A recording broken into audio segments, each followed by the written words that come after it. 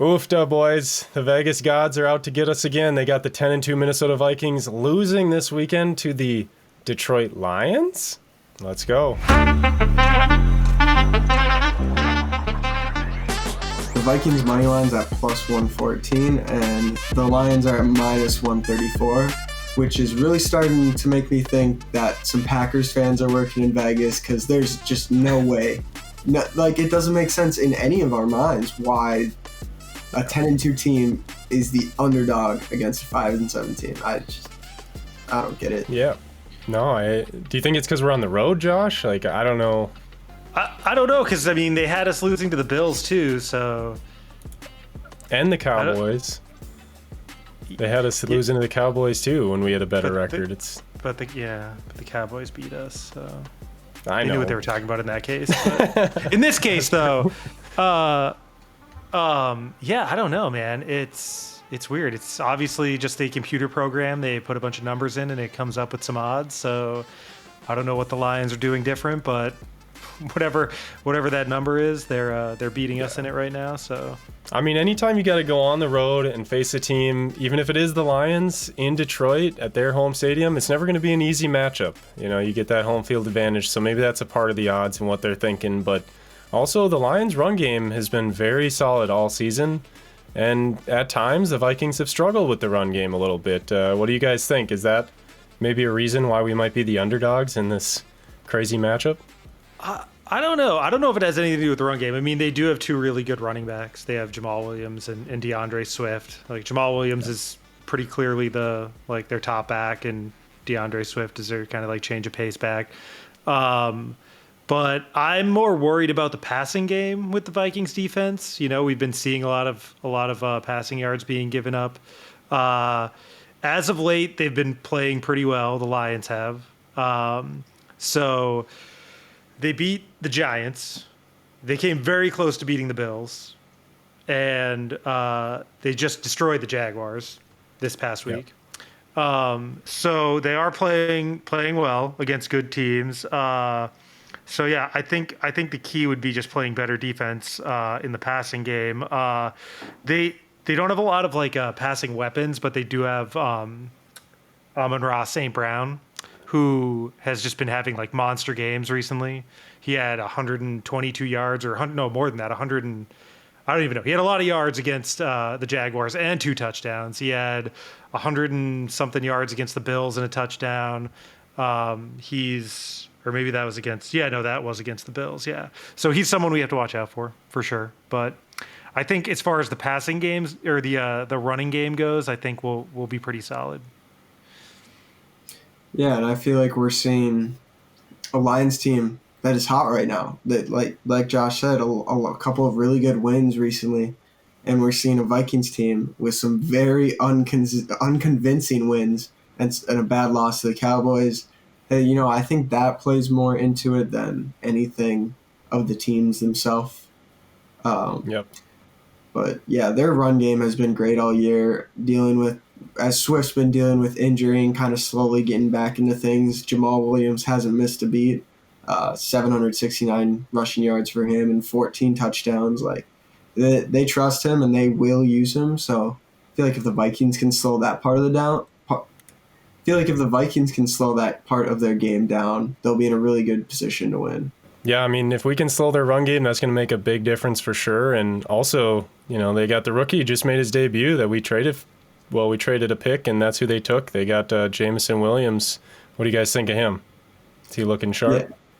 He's an electric player. There's no doubt about it. With that 4.25 40 time, it's kind of it's not an if, in my opinion. It's a when he breaks out. I think it's coming soon, and I'm really hoping that it's not going to be against the team that had the original draft position and traded away.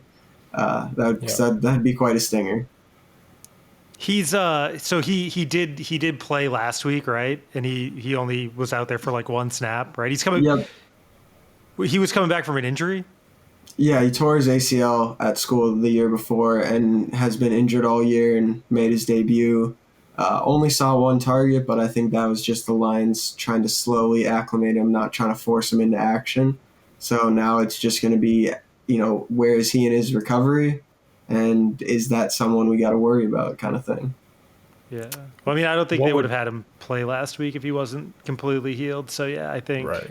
yeah, it's probably just like a slow rollout. Maybe we'll see a lot more on Sunday.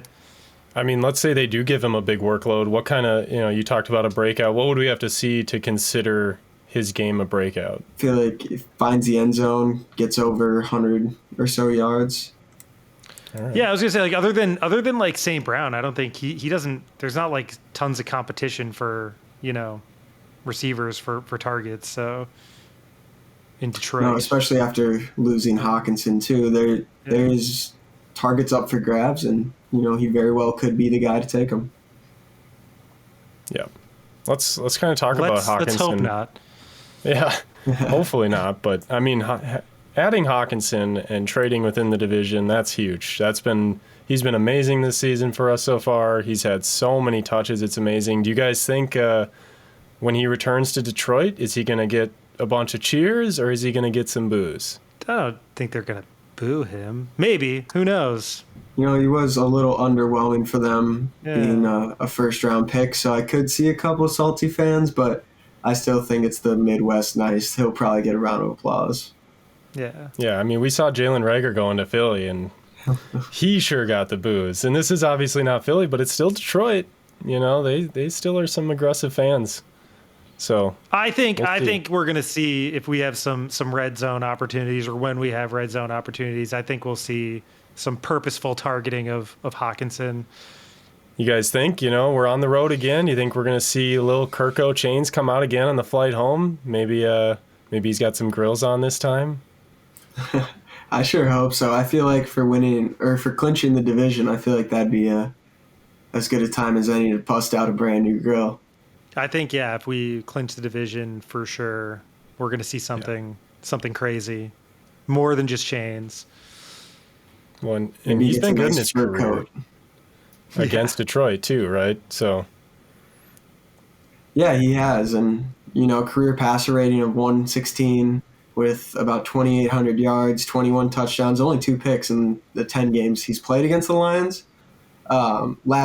Earlier this year in Week 3, he had 260 yards with 2 touchdowns, no picks, had a rating of 93.5. So he has success against Detroit in the past, and hopefully that continues this week. yeah, it'd be nice to see him continue that because that means Jefferson is going to continue his MVP run.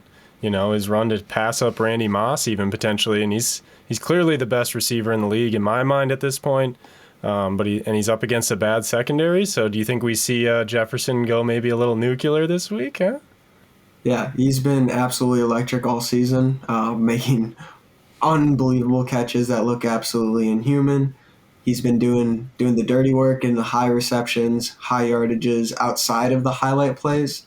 So I think, he's got more than a shot to make a chase for that MVP. Yeah, I think JJ is going to have a big game. I mean, he's going up against a secondary that's ranked 25th in the NFL according to Pro Football Focus. I don't see them doing really anything to stop JJ.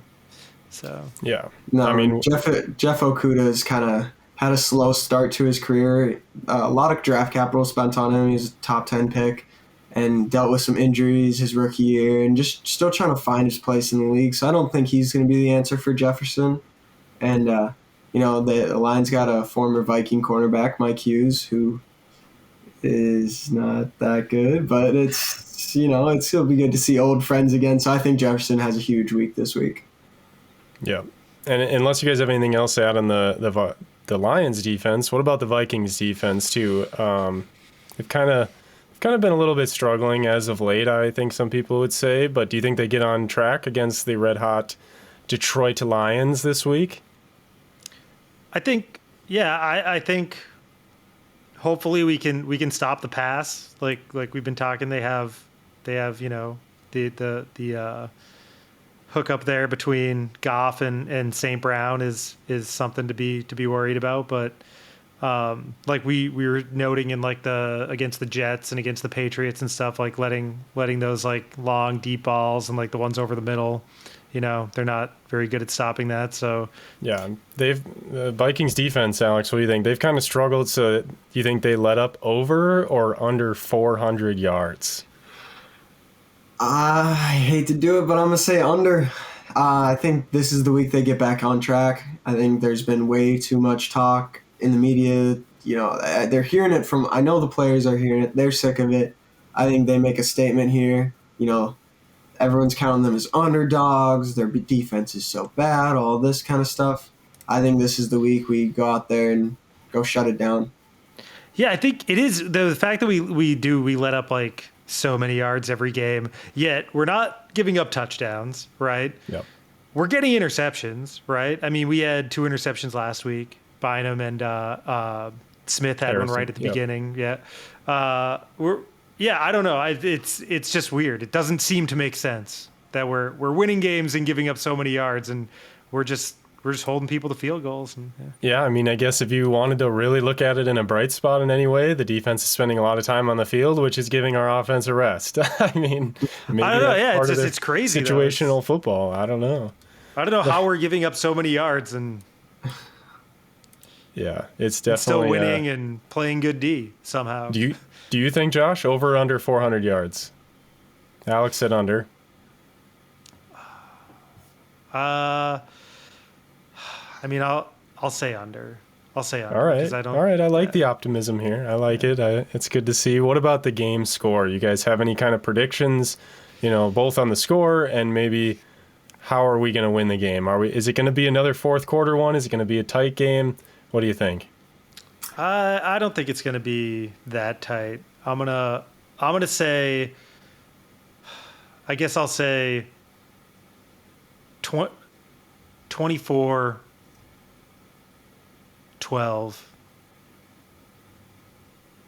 Vikings. I like it. I'm going to go with 33-17 Vikes, and it's going to be late garbage time touchdowns by the Lions.